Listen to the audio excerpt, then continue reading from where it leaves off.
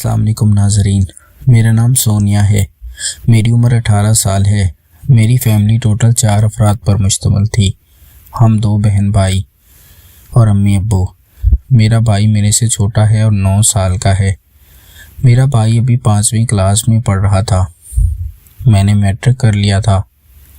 اس کے بعد ہمارے گھر میں بچیوں کو پڑھانے کا رواج نہیں تھا، اس لیے ابو نے کہا تھا کہ تم گھر میں ہی رہا کرو۔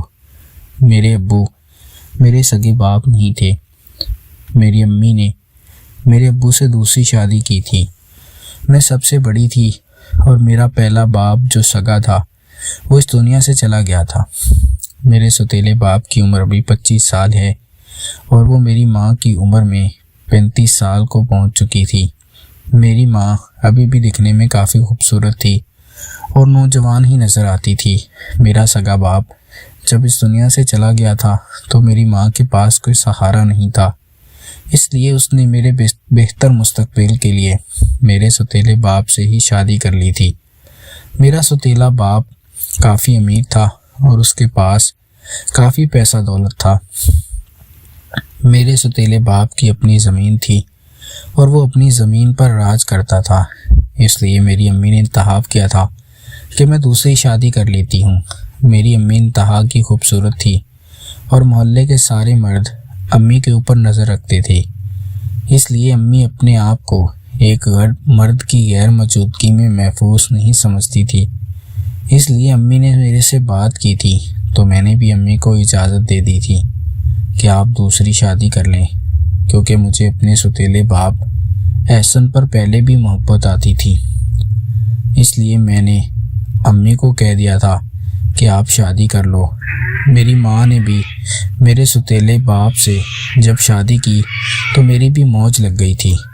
اب میں اپنے سوتیلے باپ پر ٹھڑک لگانے لگی تھی، کیونکہ میں بھی ایک ٹھرکی قسم کی لڑکی تھی اور مجھے بھی دنیا کی ہوا لگ گئی تھی، کیونکہ مجھے ٹی وی نے خراب کر دیا تھا اور ٹی وی پر میں پاکستانی ڈرامے دیکھ دیکھ کر خراب ہونے لگی تھی۔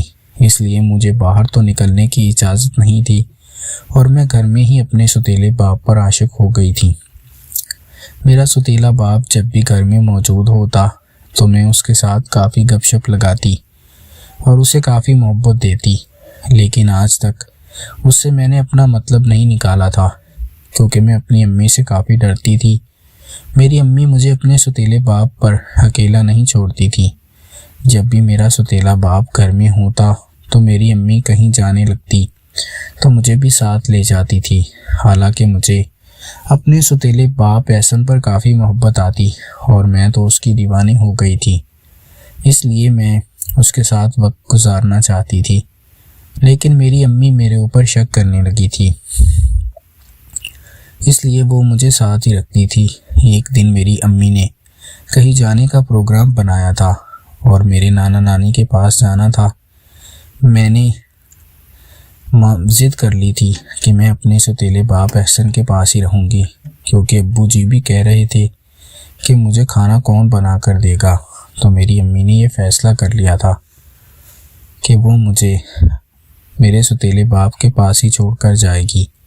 میں اپنے سوتیلے باپ کے پاس رہ گئی تھی اور اس کے ساتھ کافی ہنسی مذاق کرنے لگی تھی۔ رات کو میں اپنے سوتیلے باپ احسن کے پاس چلی گئی تھی اور اس سے سب کچھ بتا دیا تھا کہ میں تمہارے ساتھ کبڈی کھیلنا چاہتی ہوں اور میں تمہیں پسند کرتی ہوں۔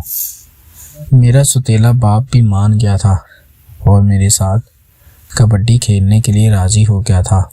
میرا سوتیلا باپ میری بیٹی میں اپنا چارجر ڈالنے لگا تھا اور میں اسے کافی راضی ہو گئی تھی۔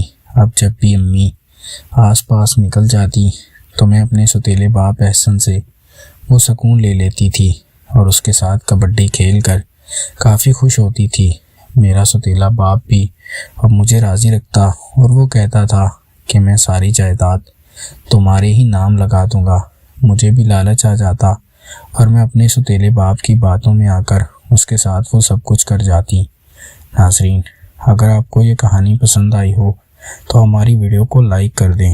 بہت بہت شکریہ۔